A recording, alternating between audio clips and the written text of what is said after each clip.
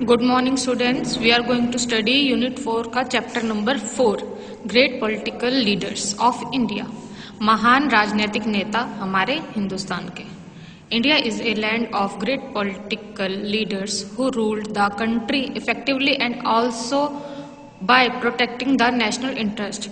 कहते हैं जो हमारा भारत है वो महान नेताओं की भूमि है जिन्होंने अपने त्याग और बलिदान से हमारे इंडिया को आजाद कराया और हमें बचाया। It was not an easy task to accomplish keeping in view the changes taking place in world of political scenario. अब कहते हैं कि ये एक आसान काम नहीं था।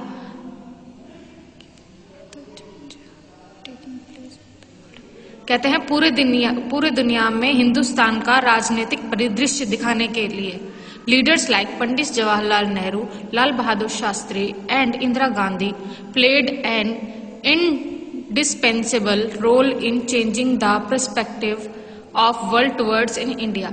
कहते हैं नेता जैसे कि पंडित जवाहरलाल नेहरू, लाल बहादुर शास्त्री, इंदिरा गांधी ने एक महान भूमिका निभाई है हमारे हिंदुस्तान को दूसरे वर्ल्ड के सामने, दूसरे देशों के सामने दिखाने के लिए कि India is not a small place, India is huge place and मतलब कि बहुत सारी हमारे हिंदुस्तान में खासियत है और हमारे हिंदुस्तान जैसी भूमि कहीं पर नहीं है।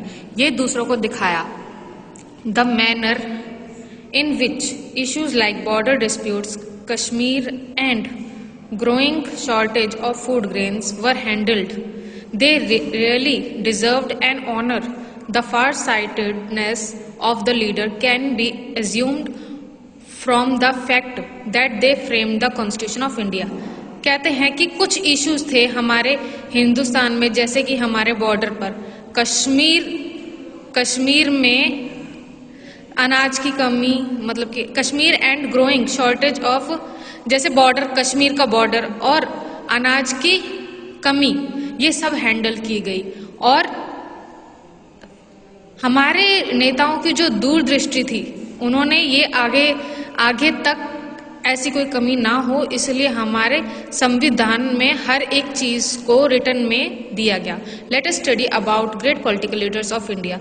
अब हम पढ़ते हैं हमारे देश के महान नेताओं के बारे में। बाल गंगाधर तिलक। बाल गंगाधर तिलक was a social reformer and freedom fighter. He was one of the prime architects of modern India and strongest advocates of Swaraj self-rule. He was universally recognized as the father of Indian movement. Tilak was brilliant politician as well as profound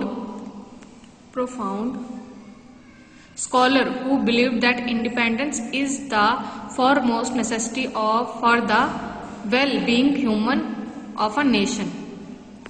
अब कहते हैं कि बाल गंगाधर तिलक जी जो थे वो एक social reformer भी थे, यानी कि वो हमारे देश की ऐसी स्थितियों पर भी उन्होंने काम किया जो कि बहुत ही ज्यादा अमानवीय थी, और वे हमारे एक स्वतंत्रता सेनानी भी रह चुके हैं।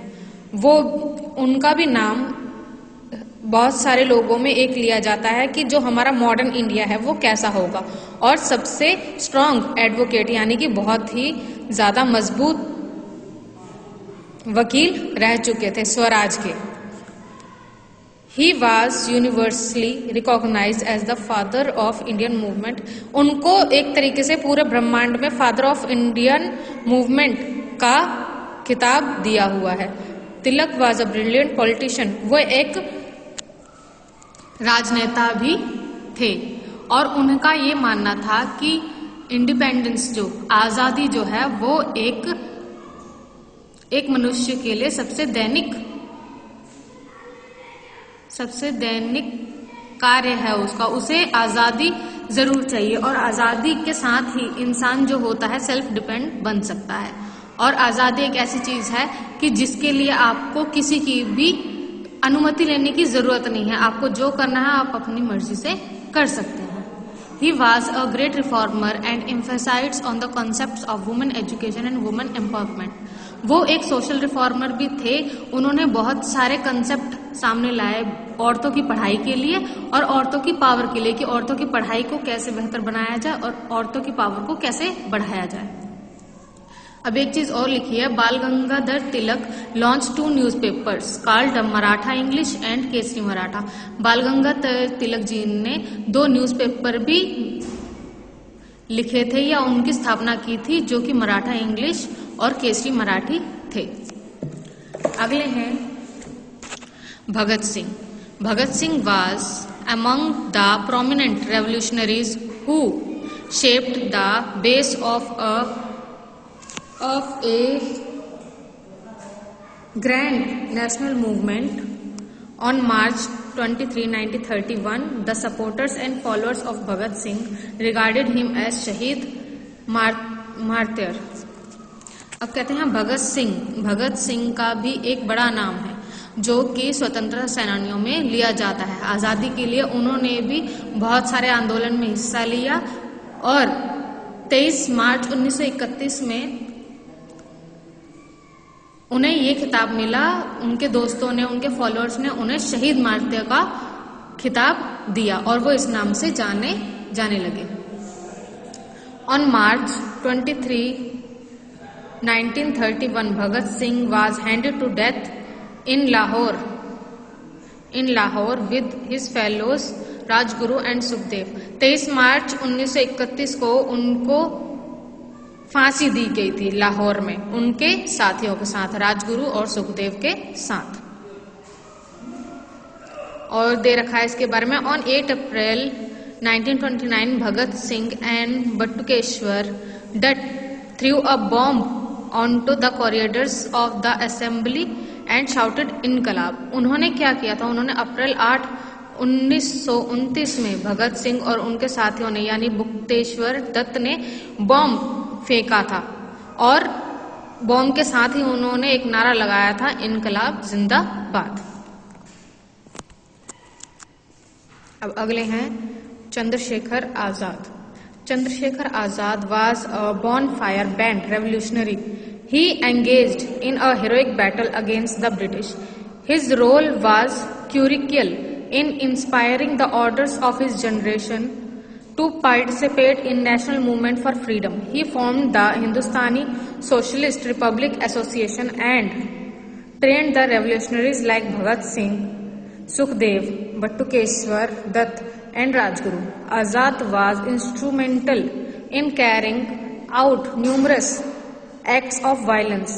This includes the Kakori train robbery in 1926, assassination of John Portans Saunders in 1928 at Lahore to avenge the killing of Lala Lajpat Rai. अब कहते हैं चंद्रशेखर आजाद का भी एक बहुत बड़ा नाम है। चंद्रशेखर आजाद बहुत ही ज्यादा गर्म खून के और उनमें एक जज्बा था अपने हिंदुस्तान को आजाद देखने का। उन्होंने अपने जनरेशन के लोगों को तैयार किया कि हमें Hindustan socialist Republic association join करवाई, जिसमें इन लोगों को ट्रेंड किया जाता था अपने देश की आजादी के लिए, जिनमें कुछ रेवोल्यूशनरीज का नाम था जो थे भगत सिंह, सुखदेव, बटुकेश्वर दत्त एंड राजगुरु। अब कहते हैं आजाद जो थे, मतलब कि उन्हें उनकी वॉइस, उनके वायलेंस के लिए जाना जाता था। मतलब कि कुछ लोग तो शांति से देश को आजाद करवा रहे थे और हर जगह शांति नहीं चलती, इसलिए कुछ लोग वायलेंस से भी देश को आजाद करवाने की ठान चुके थे। तो इसके लिए उन्हें अंग्रेजों को डराना बहुत जरूरी था। तो जब लाला लाजपत जी को मारा गया तो उन लोगों ने काकोरी ट्रेन में रॉबरी की और क्या कहते हैं, ये जो ब्रिटिश जनरल थे जॉन पोर्टन सॉन्डर्स, उनसे बदला लिया लाला लाजपत राय की मौत का।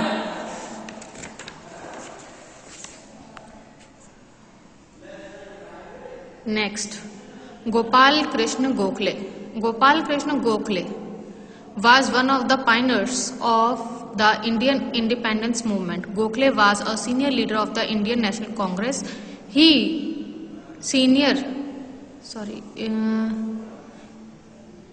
was one of the most learned men in the country, a leader of social and political reformist and one of the earliest founding leaders of Indian independence movement. Gokhale was secretary of the reception committee at the 1895 Pune session of Indian National Congress. अब कहते हैं गोपाल कृष्ण गोखले, वे भी आजाद Indian independence movement यानी कि भारत आजादी आंदोलन में उनका भी एक महत्वपूर्ण हाथ रहा था। वे सीनियर नेता थे यानी कि उच्च नेता थे इंडियन नेशनल कांग्रेस पार्टी के। कहते हैं वह बहुत सी ज्यादा जानकार इंसान थे और सोशल और पॉलिटिकल रिफॉर्मर भी थे। कहते हैं वन ऑफ द पुराने समय के गोखले जी जो थे वो सेक्रेटरी भी थे कमेटी के। कौन सी कमेटी के? 1895 में Poona session Indian national Congress के वो कमेटी मेंबर भी थे, सेक्रेटरी थे सॉरी। अब अगली हैं Indira Gandhi. Indira Gandhi was undoubtedly one of the greatest political leaders of India. She was the first and only woman to be elected as the Prime Minister of India. She is also regarded as the most controversial political leader of the country for her unprecedented decision of imposing a state emergency. On 31 October 1984, Indira Gandhi's bodyguard Jaswant Singh and Bint Singh assassinating the Prime Minister at her Safdarjung road residence. अब कहते हैं इंदिरा गांधी भी no doubtly मतलब कि बिना शक के, बिना किसी हम लोग के बिना किसी शक के वह भी एक ग्रेटर सबसे ज्यादा महान पॉलिटिकल लीडर रह चुकी हैं। जो कि और सबसे बड़ी बात है कि वह पहली महिला थी जो कि प्राइम मिनिस्टर के लिए इलेक्टेड की गई थी। उन्होंने भी बहुत सारे कंट्रोवर्शियल पॉलिटिकल लीडर उन्होंने भी बहुत सारे ऐसे डिसीजन लिए जो कि हमारे इंडिया में इमरजेंसी के दौरान बहुत ही ज्यादा लाभदायक रहे। कहते हैं 31 अक्टूबर 1984 में इंदिरा गांधी के bodyguard Jaswant Singh and Ben Singh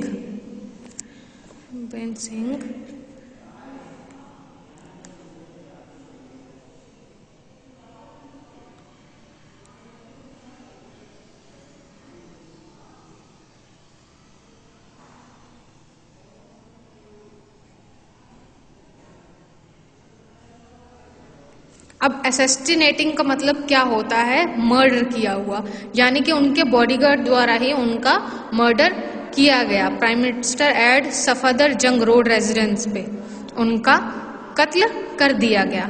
ऐसा तो होता ही है जो हमारी हिंदुस्तान के प्रति जो अच्छा काम करते हैं, कुछ भी करते हैं, कुछ लोग ऐसे उनके होते हैं जिन्हें उनके काम पसंद नहीं आते और फिर वे उनकी मौत का कारण बन जाते हैं। इंदिरा गांधी के साथ भी कुछ ऐसा ही हुआ था।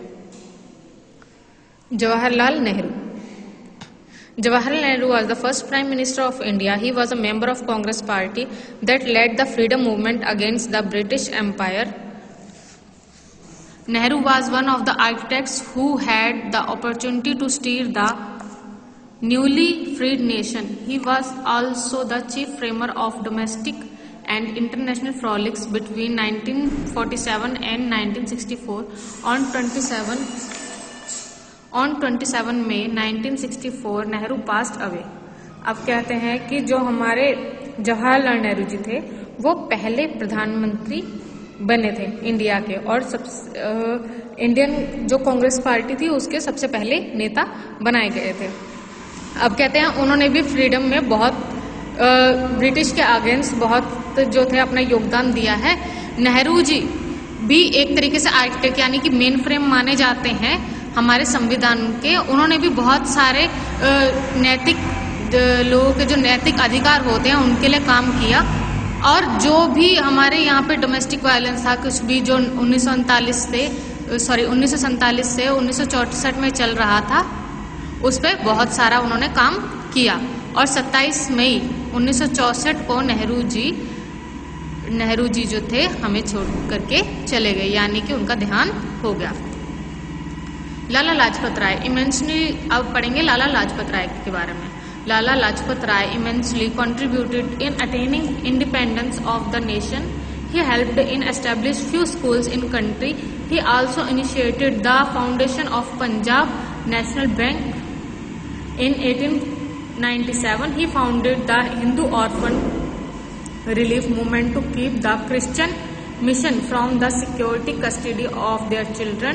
He died after the police lathi charge on the actives protesting the arrival of Simon commission. अब क्या हुआ, लाला लाजपत राय जी के बारे में पढ़ेंगे। कहते हैं लाला लाजपत राय जी का भी बहुत महत्वपूर्ण योगदान रहा है आज़ादी की तरफ। उन्होंने बहुत सारे स्कूल्स की जो थी स्थापना की थी और पंजाब नेशनल बैंक की भी स्थापना उन्हीं के द्वारा की गई थी 1897 में। अब कहते हैं उन्होंने हिंदू मतलब कि यहाँ पे एक ऑर्फन का भी निर्माण किया, यानी कि अनाथ आश्रम का भी निर्माण किया, ताकि उनकी कस्टडी में जो कि अनाथ बच्चे हैं वो अच्छी तरीके से पल पुष सकें। कहते हैं उनका देहांत हो गया था जब साइमन कमीशन के खिलाफ जब आवाज उठी जा रही थी तो लाठी चार्ज किया गया था पुलिस के द्वारा, जिसमें उनके सर पर उन्हें लाठी मार मार के उन्हें मार दिया गया और उनका देहांत हो गया। लाल बहादुर शास्त्री, अब इनके बारे में तो आप जानते ही होंगे। Lal Bahadur Shastri, he devoted his life for the pride and honor of the country. Shastri was regarded as the man of principles. Lal Bahadur Shastri offered his resignation and as Union Railway Minister hours after he was made a train accident that killed around 150 people. He laid the foundation stones of the well productive schemes like green revolutions and white revolutions. He was the first person to be posthumously awarded the Bharat Ratna Award.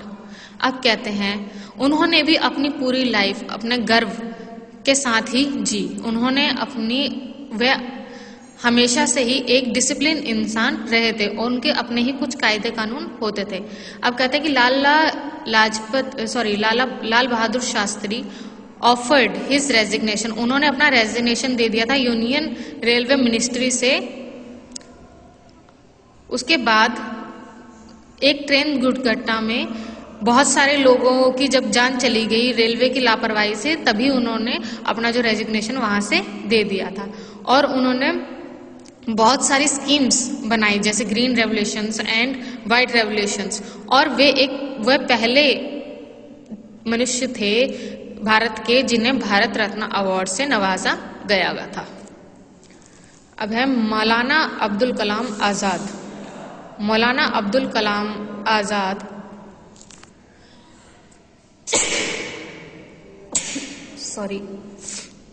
Maulana Abul Kalam Azad Maulana Abul Kalam Azad was a renowned journalist of his time. Distributed by provocative articles, the British government decided to deport him of Calcutta. Despite hours arrest and imprisonment, Maulana Abul Kalam Azad continued to write against anti-people policies of the British government. He was elected as Congress President in 1923 and 1940. Despite being a Muslim, Azad often stood against the policies of prominent Muslim leaders like Muhammad Ali Jinnah. Azad was the first education minister of independent India. On February 22, 1958, Maulana Abul Kalam Azad passed away. Maulana Abul Kalam Azad was posthumously awarded Bharat Ratna, India's highest civilian honor, in 1992. अब कहते हैं मौलाना अबुल कलाम आजाद, कहते हैं वे उस जमाने के एक बहुत बड़े पत्रकार थे जो कि ब्रिटिश के खिलाफ लिखा करते थे। ब्रिटिश के खिलाफ लिखने की वजह से वे कलकत्ता के थे और उन्हें वहां से डिपोर्ट करा दिया गया। डिपोर्ट यानी कि उन्हें वहां से निकाल दिया गया और हाउस अरेस्ट कर दिया गया। तो उन्हें क्यों किया गया था ऐसा? क्योंकि वे लोगों की समस्याओं के बारे में लिखते थे, ब्रिटिश गवर्नमेंट के खिलाफ लिखते थे, इसलिए उन्हें वहां से डिपोर्ट करवा दिया था। कुछ दिन के बाद वह चुने गए कांग्रेस प्रेसिडेंट इन 1923 में से लेकर 1940 तक के लिए 40 में। और उसके बाद Muslim despite being Muslim Azad often stood against the policies of prominent Muslims, मतलब कि उन्होंने मुस्लिम्स को कुछ ऐसे रूल्स होते थे कि जैसे कि उन्हें कोई अधिकार पूरी तरीके से नहीं मिलते थे, इसलिए वो उनके अगेंस्ट भी उन्होंने पॉलिसीज बनाई। अब आजाद जो थे वो पहले आजाद भारत के पहले एजुकेशन मिनिस्टर बनाए गए थे। फरवरी 22, 1958 में वह उनका देहांत हो गया। मौलाना अबुल कलाम आजाद वाजा, उन्हें भारत रत्न अवार्ड से भी नवाजा गया और एक सबसे बड़े सिविलियन ऑनर से उनको नवाजा गया 1992 में। अब है Netaji Subhash Chandra Bose. Netaji Subhash Chandra Bose was a freedom fighter of India. He was the founder of Indian National Army.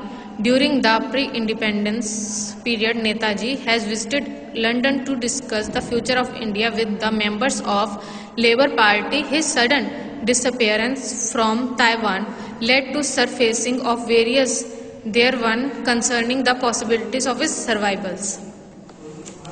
अब कहते हैं कि जो नेताजी सुभाष चंद्र बोस थे वे भी एक स्वतंत्रता सेनानी थे। उन्होंने आजाद हिंद फौज की स्थापना की थी। अब कहते हैं कि उन्होंने आजादी से पहले नेताजी ने लंदन गए थे और भारत के फ्यूचर के बारे में डिस्कस करते थे और with the members of labour party, यानी कि जो कि मजदूर पार्टी जो बनाई गई थी वहां पे अपने इंडिया के भविष्य के बारे में चर्चा करते थे। अब कहते हैं कि वो अचानक ही गायब हो गए। कहां से? ताइवान से, और किसी को नहीं पता कि वे जिंदा बचे या नहीं बचे। डॉक्टर राजेंद्र प्रसाद।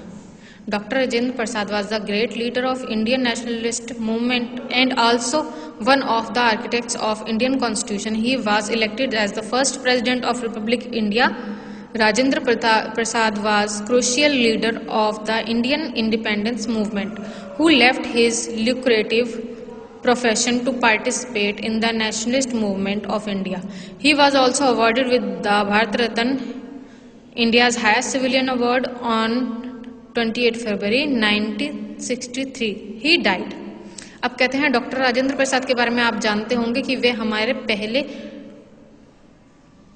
पहले राष्ट्रपति बनाए गए थे आजाद इंडिया के। अब कहते हैं उनका भी महत्वपूर्ण योगदान रहा है हमारे संविधान की तरफ, और उन्होंने भी कई सारे इंडिपेंडेंस मूवमेंट में उन्होंने भी ज्वाइन किया और अपने आप को एक भारतीय साबित किया, और वह भारत रत्न अवार्ड से नवाजे भी गए और इंडियन नेशनल सिविलियन का अवार्ड भी मिला, और 28 फरवरी 1963 में उनका देहांत हो गया। अब पढ़ते हैं राजीव गांधी के बारे में। Rajiv Gandhi was one of the popular prime minister of India. He the developmental projects launched by him include the national education policy and expansion of telecom sector. Besides achievement and subsequent popularity, Rajiv Gandhi was also one of the India's controversial prime minister. He also assassinating. अब कहते हैं कि राजीव गांधी भी एक बड़ा नाम है जिनके बारे में आप सुना ही होगा आपने कि वे भी एक मशहूर प्रधानमंत्री रह चुके थे। उन्होंने भी बहुत सारे प्रोजेक्ट्स जो थे लॉन्च किए जो कि भारत में पढ़ाई के तहत एजुकेशन में बड़ा कदम नजर आया, और उनकी अचीवमेंट इतनी थी कि उनकी पॉपुलैरिटी भी आसमान छूती थी, और इसी के कारण उनका भी मर्डर कर दिया गया था, यानी असैसिनेटेड कर दिए गए थे, यानी कि उनका भी मर्डर कर दिया गया था। अब है सरदार वल्लभ भाई पटेल। अब कहते हैं सरदार वल्लभ भाई पटेल के बारे में आप जानते होंगे कि उन्हें आयरन मैन कहा जाता था हमारे इंडिया का, और जिनका अभी इस समय पे गुजरात में बहुत बड़ा स्टैचू बनाया गया है जो कि स्टैचू ऑफ यूनिटी के नाम से जाना जाता है। वल्लभ भाई Patel was the one of the great social leaders of India. He played a crucial role during the freedom struggle of India, was instrumental in integration of 500 princely states into the Indian union. अब कहते हैं सरदार वल्लभ भाई पटेल भी एक महान नेता रह चुके थे, उनका भी हिंदुस्तान की आज़ादी में बहुत महत्वपूर्ण रोल था। जब वे बात करना चालू करते थे, जब वे कोई भी भाषण देते थे तो लोग सुनते ही रह जाते थे। उन्होंने 500 प्रिंसली स्टेट्स को इंडियन यूनियन बनाया। प्रिंसली स्टेट वो होगी जो कि राजाओं के उसमें चलती थी, राजाओं के शासन में चला करती थी, उन्हें हटा करके इंडियन यूनियन में ही बना दिया गया। अब कहते हैं Sarojini Naidu. Sarojini Naidu was truly one of the gems of 20th century India. She was known as the Nightingale of India. She was not only a great politician but also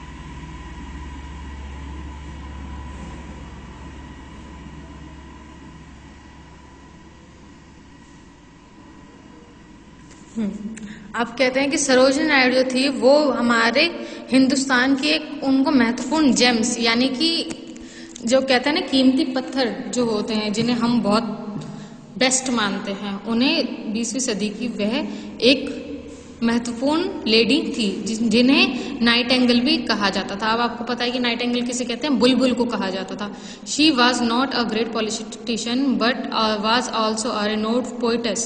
Sarojini Naidu was the first women governor of Uttar Pradesh. She died in 1949 इन लखनऊ। अब कहते हैं कि वह एक राजनेता ही नहीं थी, वह एक बहुत ही मशहूर पोइट भी यानी कि कवित्री भी थी, और वह उत्तर प्रदेश की पहली वुमेन गवर्नर बनाई गई थी। वह और उनका देहांत 1949 में लखनऊ में हो गया था। Now students, your chapter is complete. Study again and understood the chapter. Thank you.